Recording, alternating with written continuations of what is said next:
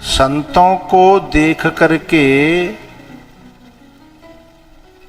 एहसास करना चाहिए था भगवान का, लेकिन इन्हें एहसास हुआ अभिमान का कि बताओ इन्होंने मुझे पूछा नहीं। अरे हम तो बड़ी बातें आए बड़े, और ये संत हैं और हम इनके राजा हैं, कम से कम पूछते। तो कभी कभी क्या होता है कि हम संत के पास जाएं, महापुरुषों के पास जाएं, और वो किसी अपने व्यस्तता में न पूछ पाएं और बुद्धि ये कुतर्क करने लगे, तो समझना खोपड़ी पे कलयुग बैठ गया है। अरे वहाँ सम्मान पाने की इच्छा, जहाँ हमारा माथा झुकता है, जहाँ हमारी आंखें झुकती हैं, जहाँ हमारे हाथ जुड़ते हैं, वहाँ से ये आशा करना कि ये हमें पूछें, ठाड़े हों, हमारा सम्मान करें, हमारा नाम लें, ऐसी आशा करना ये विनाश की निशानी है। चाहे बात समझ में आवे चाहे ना आवे। तो एक कलयुग बुद्धि पर बैठा है। ये हमारे जो चश्माबाज मोबाइल चला रहे का, जिनते यूँ कहो जो राजी थे कथा सुन ले, कथा सुनवे आए हो तो हैं, जा उम्र पे तुम वीडियो बना रहे हो, जा उम्र पे कथा सुननी चाहिए, और सोच रहे हो तुम्हारी तो वीडियो बना रहे हैं। वीडियो बनाने में दिमाग डाइवर्ट होता है, और मैं चाहता हूं कि मेरे को जो है 100% दीजिए अवेयरनेस, सतर्कता। हाँ, look at the me and listen to me only. ये ना कि मुँह को देख लो, ना कि बगल में देख लो, ना कि मुँह को देख लो, ना कि मैसेज देख लो कौन को आयो ना है, ओनली, केवल। तब मुझे कहने में आनंद आता है।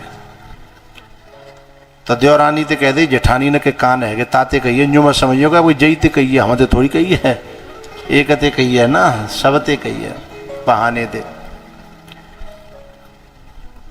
तो बात चल रही है कि जहां हमारा सर झुकता है, जहां हमारा मन नमन करता है, वहां से ये आशा पालना कि ये हमें पूछें, हम पूछे नहीं और मन खिन्न हो जाए, तो समझना भीतर अभिमान घुस गया है। जहां भगवान को बैठना चाहिए, जिस सिंहासन पर, हृदय के पर, वहां पर भगवान की जगह अभिमान बैठ गया है। ये निशानी है इस बात की, यानी अपेक्षा, सम्मान की अपेक्षा। अच्छा, कभी कभी हम क्या करते हैं, नहीं तो सम्मान नहीं करते पर कम से कम प्यार तो करते हैं। वो प्यार भी मांग शब्द का अंतर है, मांग तो सम्मान ही रहा है। इसको दोनों शब्दों को मैं सम्मान और प्यार, इन दोनों के बीच का एक शब्द कहूं तो मैं, वो क्या चाहता है पता है, रिस्पॉन्स चाहता है। और रिस्पॉन्स जो है ना, इन दोनों के बीच में कहेंगे, एक तरह से अहंकार मांगता है। बात समझ में आई? वो अपने प्रति रिस्पॉन्स चाहता है, कदर। और वहां क्या कदर की इच्छा करना, जिनके चरणों में हम झुकते चले आए हैं, उनके चरणों में तो जे हैं विधि प्रभु प्रसन्न मन होई, करुणा सागर कीजिए सोई, करुणा सागर कीजिए सोई। जेह विधि प्रभु प्रसन्न मन होई, करुणा सागर कीजिए सोई। इन्होंने क्या है, जब रिस्पॉन्स नहीं मिला तो मन में जो है ना फ्रस्ट्रेशन पैदा हुई, और उसके कारण जो है, उस फ्रस्ट्रेशन को कम करने के लिए, उनके गले में अपमान करने के लिए एक तरह से मरा हुआ सर्प डालने का मतलब है, गंदी वस्तु जिसको छूने के बाद धोना पड़ता है, जो जूतों से भी ज्यादा खतरनाक है।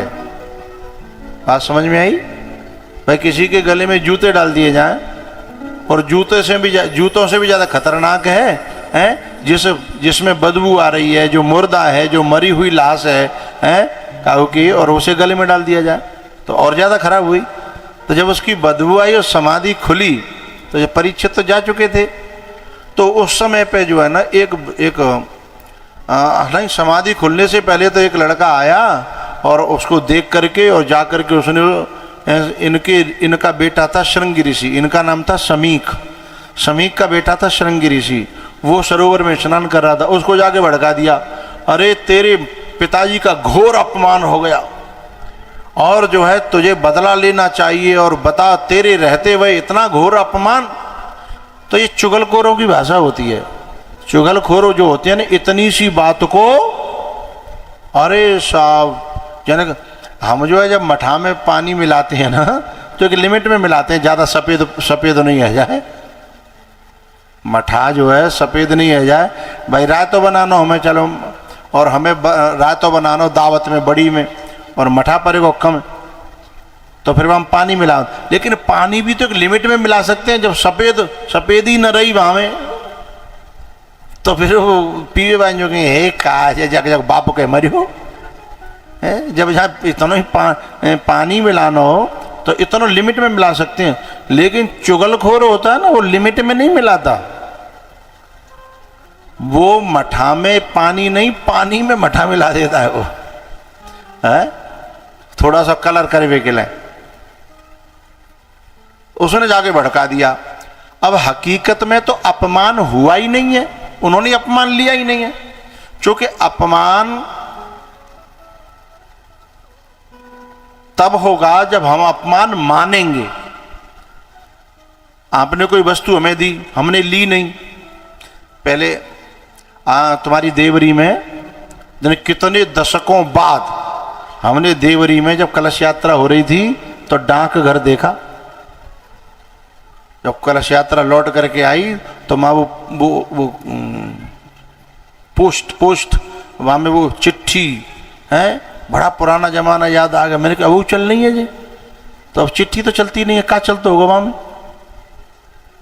आते जाते कुछ है, तो कुछ वे सरकारी वो काम होते वाले होंगे, नहीं तो चिट्ठी तो बंद है। जब या फोन ने या चिट्ठी को सत्यानाश कर दो, जब फोन का उतना चिट्ठी की बददुआ लगेगी है, भाई बाको कुनवा बैठ दो है।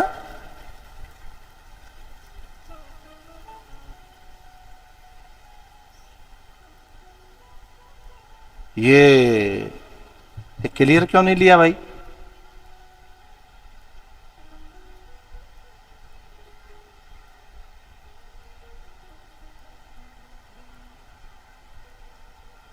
क्यों किसने लिया था? ये कहाँ है? इधर देखो, ऐसे लिया जाता है? देवरी का नाम तक दिखाई नहीं दे रहा, देवरी की कथा है।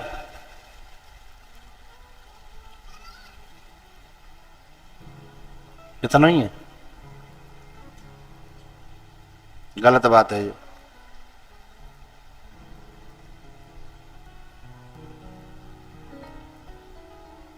गलत बात है ना, स्वीकार करो। नहीं तुमसे नहीं, वो उससे इतना भद्दा चित्र लिया जाता है।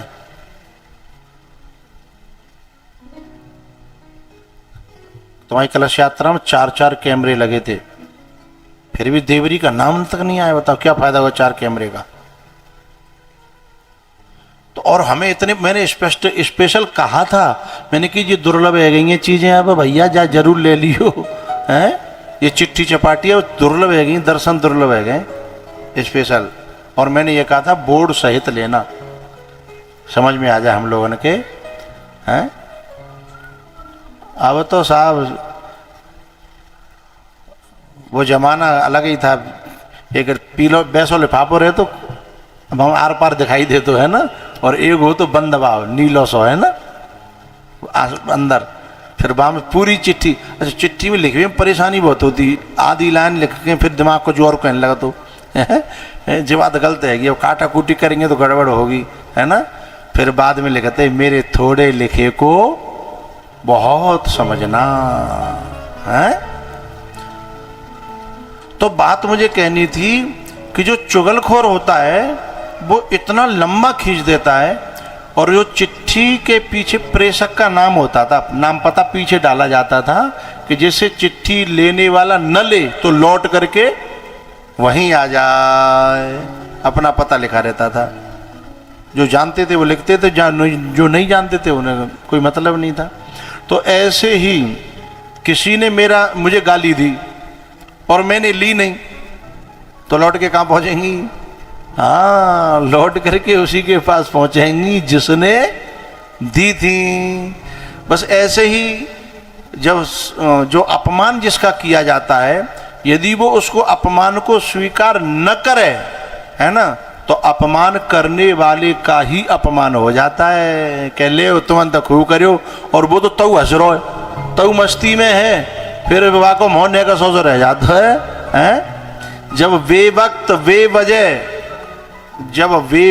वे वजह जब यूं ही मुस्कुरा देता हूं, तो आधे दुश्मनों को तो यूं ही हरा देता हूं। है जो डराने वाले, धमकाने वाले, गिराने वालों ने पूरी प्रयास की और तुम भीतर से मुस्कुराते हुए निकले, तो उनका जो बम था वो मिस हो गया ना, है? तो जो मिस हो गया ना, तो फिर वो उसके ही चित्त में विक्षेप करेगा कि भाई हम तो कर लगे, लेकिन जाकी हंसी में न कहूँ है कमी नहीं आई, जाके माथे पे सिकुड़न नहीं आई, तो उल्टा उसी को तो भारी पड़ जाएगा ना। तो ऐसे ही जो शमीक ऋषि थे, उन्होंने तो अपमान लिया ही नहीं। बोले काहे का अपमान भैया, इस सांप के डलने से क्या हो गया, हम मर गए क्या? उन्होंने तो लिया ही नहीं। लेकिन चुगलखोर ने जाकर के ऐसा बवंडर बनाया कि उनके बेटे के दिमाग में उसके बेटे ने आकर के और ऐसा भीतर से उसने श्राप दिया कि जिसने भी मेरे पिताजी के गले में ये मरा हुआ सर्प डाला है, उसे आज से 7वें दिन तक्षक नाग डस लेगा। जब ऋषि की आंखें खुली, उन्होंने कहा बेटा तुमने बड़ा गलत किया, तुम्हें मुझे पूछना तो चाहिए था कि मेरा अपमान, मैंने उस अपमान को माना या नहीं माना। तुमने मुझसे पूछे बगैर निर्णय कर लिया। अब वो बोलो कि मैं क्या करूं, वो तो कुछ पता ना, वो तो जाने कही जो चुगलखोर तो कहो मोते तो जाने कही। अच्छा, चुगलखोर जल्दी बहुत करते हैं, उन पे सब्र नहीं होता है कि चलो 2-4 दिन रुक जाए, वो जल्दी से जल्दी चाहते हैं कि परिणाम आ जाए। हैं तो जब चुगलखोर की ओर जब शमीक ऋषि की नजरें गई तो मर गो। क्योंकि जब चुगलखोर 2 व्यक्तियों की चुगली करता है, जब दोनों व्यक्तियों को पता चल जाता है कि जाने हमारे संग ऐसा करो, और दोनों व्यक्ति मिल जाए, जब चुगलखोर को मोह देखो कितना अच्छा लगता है, वाकन फोटो खींच ले तो पनैया तो बुरा मोह रहता वागो है। उसका मुंह इतना खराब रहता है कि मुंह सूखता है, पानी मांगता है, जीभ फिराता है, क्योंकि शब्द बनते नहीं है, तो क्या करेगा, परेशान होगा ना। इसलिए हम गाया करते हैं एक पंक्ति, जिस भजन में राम का नाम न हो, उस भजन को गाना ना चाहिए।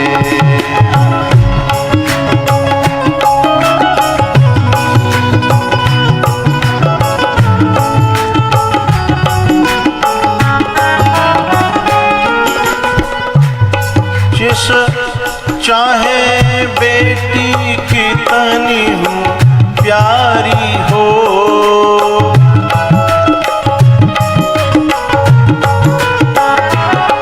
चाहे बेटी कितनी हूँ प्यारी हो, उसे गलियों घुमाना ना चाहिए। और चुगलखोर में परे पन्हिया, उसे बचाना ना चाहिए।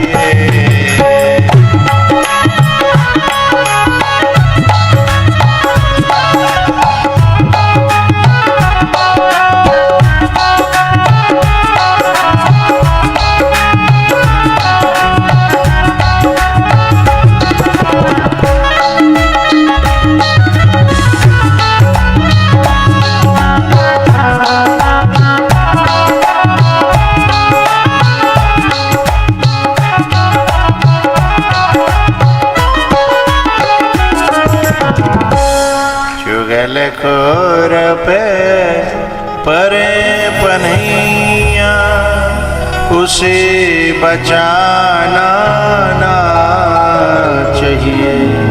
जिस भजन में राम का नाम न हो, उस भजन